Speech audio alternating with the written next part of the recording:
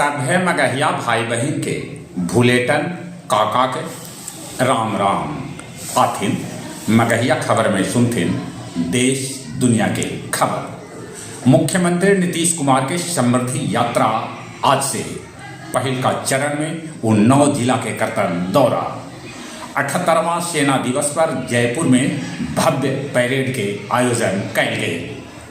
BMC के चुनाव परिणाम आज निकला।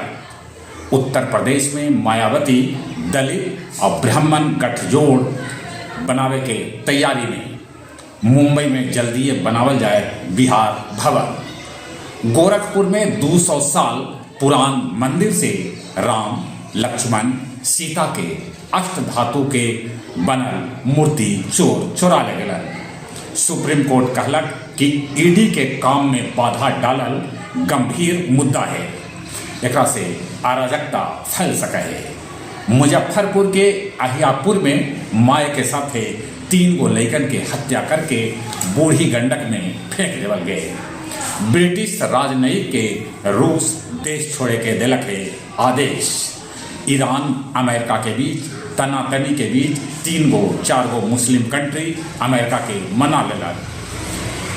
रास्ता भटके के बाद अंतरिक्ष में गुम हो जा रहा है सैटेलाइट।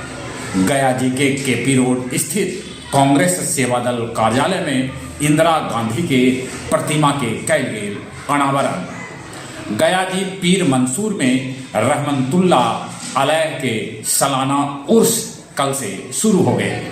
गया जी के मानपुर में 76 गो घर पर चलल बुलडोजर, वहां बिछावल जाए रेलवे लाइन।